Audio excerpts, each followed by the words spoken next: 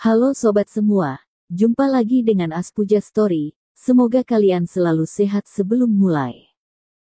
Jangan lupa subscribe, like, komen, serta nyalakan lonceng biar dapat notifikasinya update terbarunya. Bab 1 Teman yang Jahat.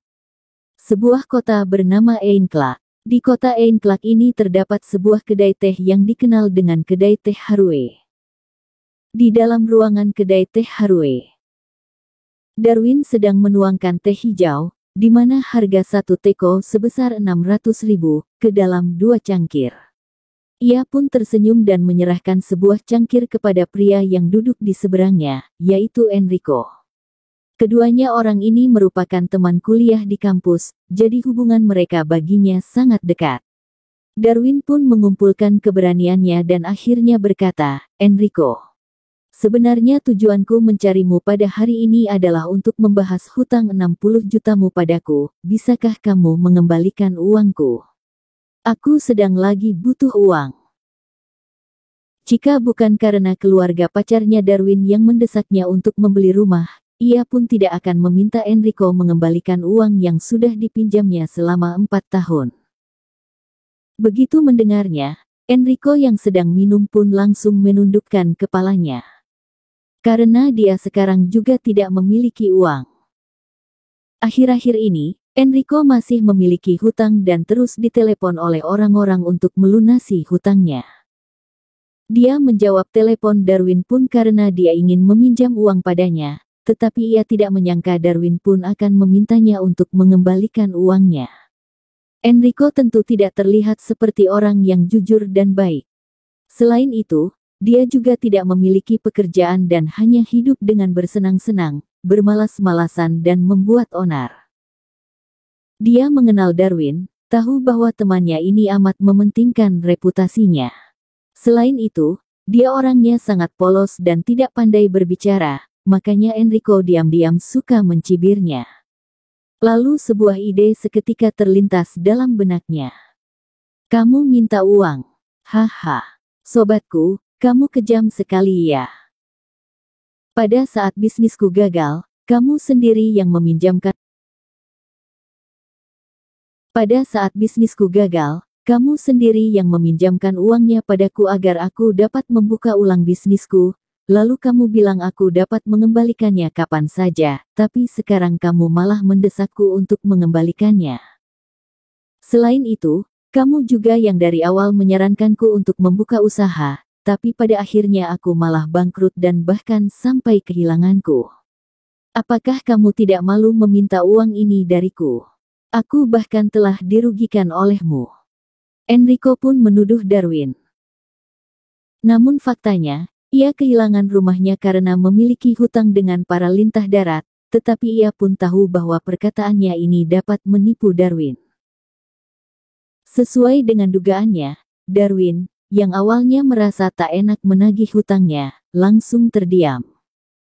Meskipun dia menatap Enrico dengan tatapan amarah, ia pun masih tetap menahan amarahnya, karena ia tidak ingin memutuskan tali persahabatan dengan Enrico. "Tapi aku sangat membutuhkannya," Darwin sekali lagi mengatakannya. "Alasan saja. Aku sering mendengar perkataan seperti itu. Apakah kau mengira aku akan tertipu dengan omonganmu ini? Bukankah selama 4 tahun kuliah aku sering membantumu berkelahi? Membantu memberimu bekal. Tampaknya aku sudah salah menilai orang. Aku tidak menyangka kamu akan berubah menjadi begitu sombong dan pelit." Petik 2. Enrico, kau tutup mulutmu. Ketika aku keluar rumah, aku tidak ada membawa uang. Ini adalah batu giok, barang antik turunan keluargaku yang bernilai 60 juta. Mulai saat ini, kita tidak perlu mengurusi urusan masing-masing lagi. Tali persahabatan kita sudah putus. Selamat tinggal. Aku yang akan membayar minuman ini." Enrico pun berdiri dan melempar kalung giok tersebut ke atas meja, beserta dengan uang 400.000, lalu ia berbalik, bergegas keluar dan membanting pintunya. Darwin pun tercengang. Ia tidak menyangka bahwa dirinya akan diejek karena meminta kembali uang yang tidak dibayar selama 4 tahun, dan bahkan tali persahabatannya mereka telah diputuskan. Setelah keluar dari ruangan tersebut, Enrico bergegas keluar dari kedai teh dan masuk ke dalam sebuah mobil. "Kak Enrico, apakah urusanmu sudah beres?" "Sudah beres. Tadi ada orang bodoh ingin meminjamkan uangku, tapi aku langsung menolaknya. Bahkan kalau aku punya uang, aku pun akan menyerahkannya padamu." "Memangnya dia kira dia siapa?" "Hah," ucap Enrico sambil tersenyum. Wanita cantik yang duduk di sampingnya seketika tersenyum menawan, lalu mereka pun pergi ke sebuah motel yang terletak tidak jauh dari sini. Mengenai batu giok tersebut, Enrico pun tampak cuek, karena itu adalah permata yang dibeli di sebuah kios dengan harga 40.000 saja. Dia pun telah berhasil menipu uang 60 juta Darwin dan bahkan mendapat keuntungan darinya. Inilah yang disebut dengan pria yang lebih mementingkan wanita dibanding sahabatnya. Darwin pun marah sampai napasnya terengah-engah. Wajahnya pun tampak pucat. Dia ingin segera keluar dan berbicara dengan Enrico, tetapi dia tidak memiliki keberanian untuk melakukannya. Ini bukan karena dia takut berkelahi, tetapi karena dia masih memiliki pembatasan pada dirinya. Darwin mendobrak keras meja teh tersebut, kecewa dengan persahabatan yang dijalankan selama 4 tahun dapat dengan begitu mudah runtuh oleh uang 60 juta ini. Lalu ia mengambil batu giok, yang dikatakan merupakan barang antik, tetapi dalam sekilas ia pun bisa tahu kalau itu adalah barang palsu. Darwin kini bekerja di sebuah perusahaan lelang Einclak, jadi dia setidaknya pernah melihat beberapa barang antik, dan juga memiliki penglihatan yang bagus. Darwin menggenggam erat batu giok itu, tampak ingin sekali berteriak. Prak! Batu giok itu malah hancur karena diremesnya. Darwin pun menjadi semakin marah. Astaga, separah apa barang palsu ini? Lalu dia membuka tangannya, melihat bahwa telapak tangannya tergores dan berdarah. Dia pun buru-buru ingin mengambil tisu untuk menyekat tangannya, tapi pada saat ini, telapak tangannya entah kenapa terasa sangat panas, seakan telah disentuh besi solder yang panas. Segera setelah itu, kepalanya terasa pusing dan matanya perih seakan ditusuk jarum. Ia pun hampir jatuh ke lantai. Darwin segera menopang tangannya di meja teh. Setelah 4-5 menit, ia pun kembali normal, tetapi wajahnya masih tampak pucat dan mengerikan. Dia menggelengkan kepalanya, mencoba untuk membangunkan dirinya. Ia barusan merasa ada yang aneh, jadi ia kembali melihat tangannya yang tergores, dan seketika tertegun melihatnya. Tangannya tidak berdarah lagi. Bahkan lukanya pun telah hilang. Darwin membelalakkan matanya, melihat lebih dekat tangannya.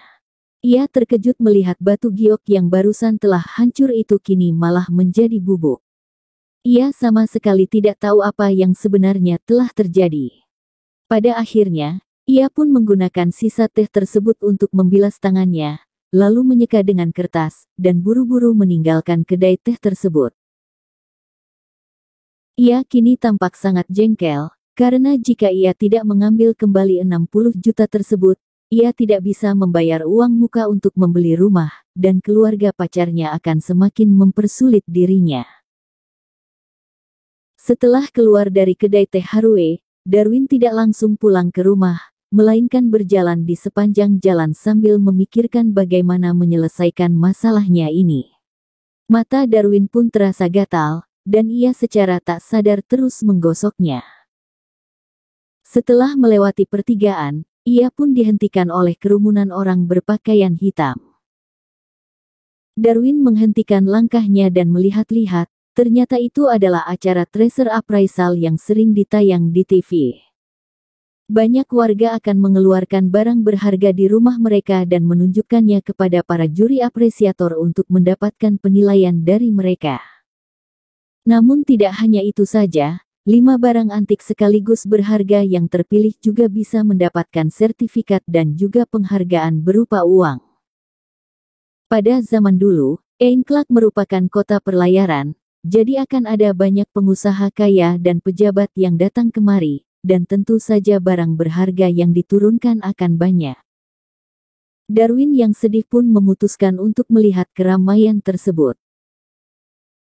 Di atas stan tersebut terdapat porselen biru putih, benda perunggu, kaligrafi kayu mahoni, ornamen emas perak, dan juga kayu hitam yang pernah terkubur entah di mana, dan masing-masing dari barang itu sedang dinilai para apresiator.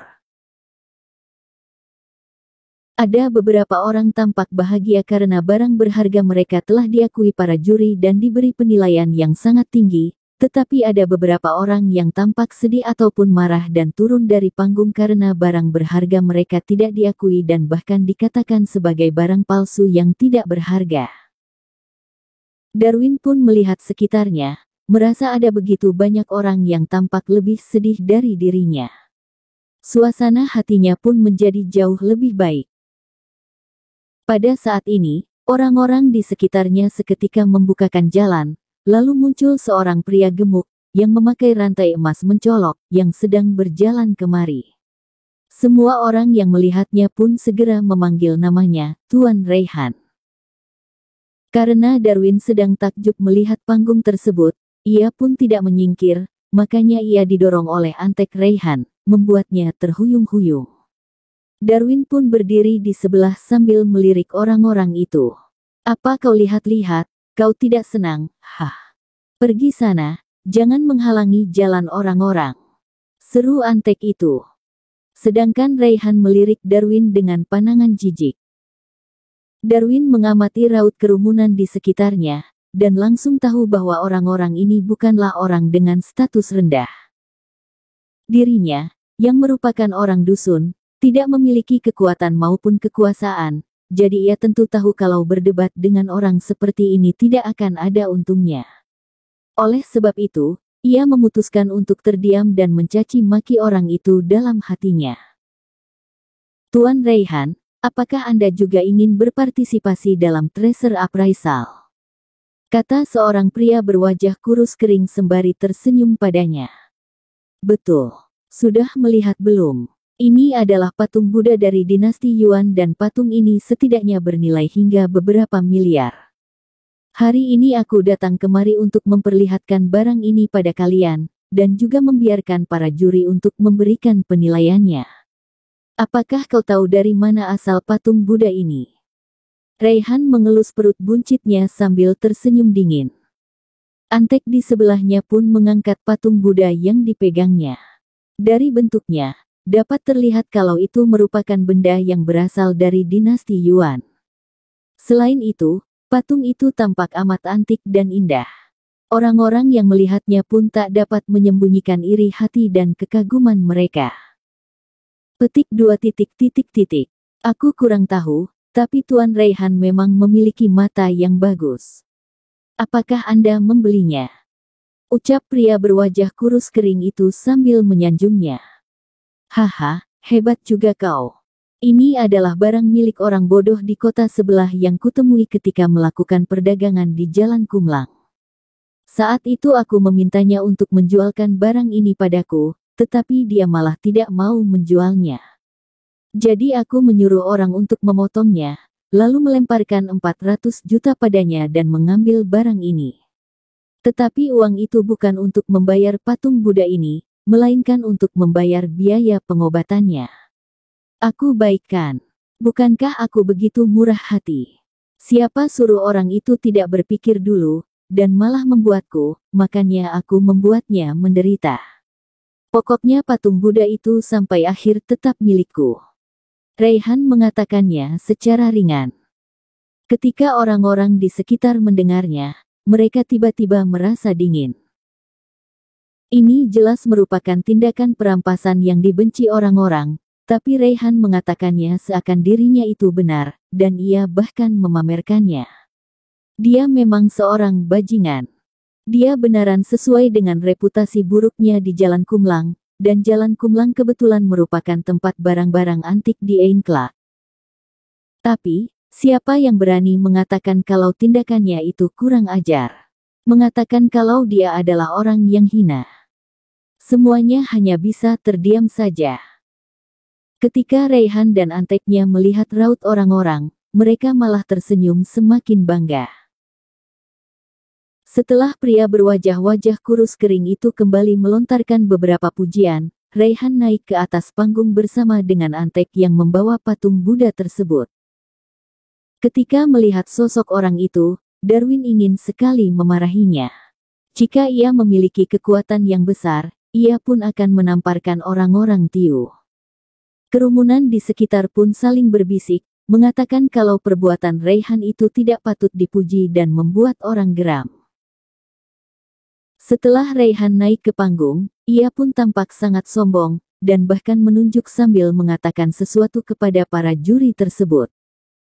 Ketika tim acara melihat kalau orang itu adalah seorang gangster terkenal, mereka pun tidak berani menghentikannya, dan hanya bisa memberikan beberapa pengingat saja.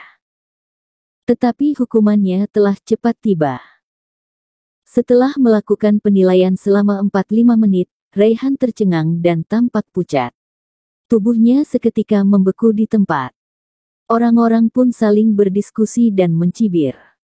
Patung Buddha ini adalah barang palsu.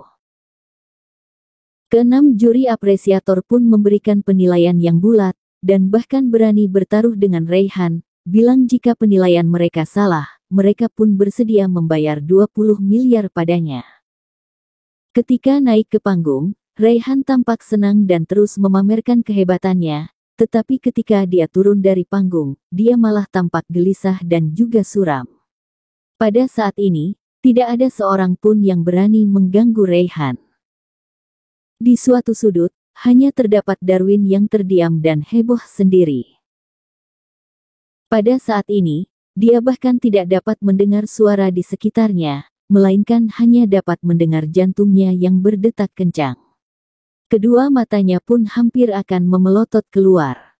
Tidak ada yang menyadari kalau pandangan Darwin sedang tertuju pada patung Buddha yang dibawa Antek Raihan. Darwin tak bisa menggambarkan perasaan yang dirasakannya ini. Karena matanya entah kenapa bisa memiliki kemampuan untuk menembus benda yang dilihatnya. Ia pun dapat langsung melihat bagian dalam patung Buddha itu. Ia awalnya mengira matanya buram, tetapi setelah mencoba beberapa kali, hasilnya pun tetap sama. Darwin berusaha untuk menenangkan dirinya, tetapi tubuhnya masih tetap gemetar dan napasnya pun menjadi terengah-engah. Bahkan bulu kuduknya merinding. Ini sungguh sangat mengejutkan. Dan kemungkinan siapapun yang melihat hal ini pun akan memiliki reaksi yang sama dengannya. Setelah pandangannya menembus permukaan patung Buddha tersebut, Darwin bahkan menemukan sebuah rahasia yang mencengangkan, yang membuat jantungnya kembali berdebar semakin kencang.